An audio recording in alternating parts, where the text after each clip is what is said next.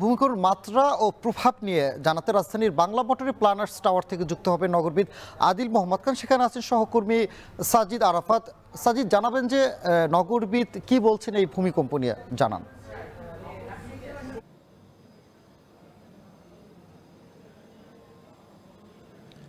সানি, আপনি নিশ্চয়ই জানেন সকাল 10টা 40-এর দিকে ভয়াবহ ভূমিকম্পের একটা অভিজ্ঞতা কিন্তু ঢাকাবাসীর হয়েছে, পুরো দেশবাসীর হয়েছে বলা চলে। বলা হচ্ছে রিক্টার স্কেলে যেটির মাত্রা ছিল 5.5 এবং উৎপত্তিস্থল নরসিংদীর মাধবদীতে, যেটি ঢাকা থেকে খুব বেশি দূরে নয়। এবং এই ভূমিকম্প হওয়ার পর আমরা দেখেছি মানুষের মধ্যে একটা আতঙ্ক, এবং পুরনো ঢাকা সহ ঢাকার বিভিন্ন এলাকায় অনেকগুলো ভবন হেলে পড়েছে এমন খবর আমরা পেয়েছি। মানুষ অনেকটাই আতঙ্কিত অবস্থায় আছে। আমরা এই যে ভূমিকম্পের ভয়াবহতা সেটি নিয়ে কথা বলতে চাই। নগর পরিকল্পনাবিদ রয়েছেন আদিল মোহাম্মদ খান। আপনাকে শুরুতে একটু জানতে চাই আপনার কাছ থেকে যে আজকে যে ভয়াবহ ভূমিকম্প অনুভূত হলো সেটি আরও কতটা ঝুঁকি বাড়ালো এই ঢাকার। আমরা জানি যে ঢাকায় অনেক বহুতল ভবন, এখানে অবকাঠামোর যে নিয়মকানুন সেগুলো মানা হয় না। সেই জায়গা থেকে আপনি কিভাবে বিশ্লেষণ করবেন আজকের ভূমিকম্পের পর আমাদের ঝুঁকি আরও বেড়ে গেল কিনা, এই ঝুঁকি মোকাবেলা আসলে কি করণীয় আছে এখন?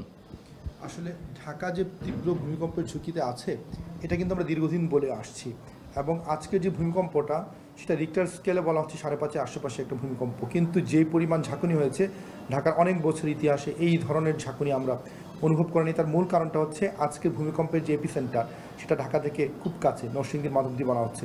তাহলে এত কাছের এপিসেন্টারে 5.5 মাত্রা ভূমিকম্প, এখানে যদি এই ধরনের ফাটলগুলো যেখানে হচ্ছে সেই চ্যুতি লাইনটাতে যদি 5.5-এর জায়গায় যদি 6.5 হতো তাহলে তো আজকে অবস্থা আরও অনেক খারাপ হতে পারতো। এবং যেটা আমরা মানে 6.5, 7, 8 মাত্রা ভূমিকম্প আমাদের খুব কাছে আছে, এটা কিন্তু আমরা বারবার বলে এসেছি। এখন এই বার্তাটা তো অনেক বছর ধরে দেওয়া যে কোনো মুহূর্তে ভূমিকম্প আসতে পারে।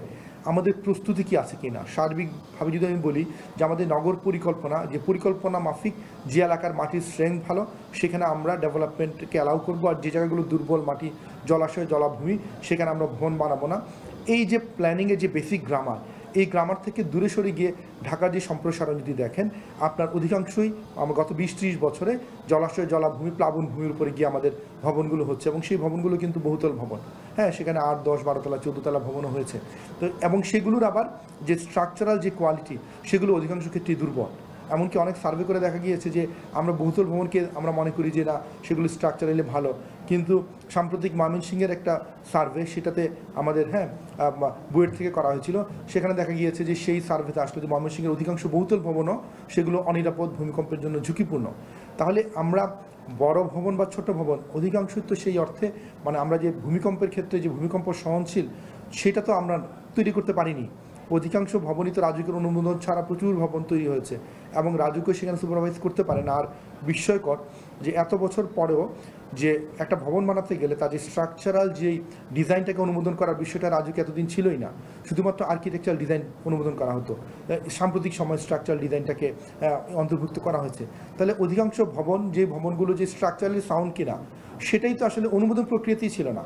আমাদের যে বাংলাদেশ ন্যাশনাল বিল্ডিং কোড সেটা 2020 সালে আমরা সেটাকে আপডেট করেছি, এবং সেখানে বলা হয়েছে যে বাংলাদেশের কোথায় যে কোনো ধরনের ভবন বানানো গেলে সেটা যে অনুমোদন প্রক্রিয়া দেখভাল করার জন্য বিল্ডিং রেগুলেটরি অথরিটি তৈরি করার কথা। 5 বছর হয়ে গেল সেই অথরিটিটা হয়নি। তাহলে ঢাকার ভিতরে তো তাও রাজুক আছে, কিন্তু রাজুক তো ঢাকার কোর আরবান এরিয়ার বাইরে গিয়ে সে তদারকি করার মতো সক্ষমতা নাই।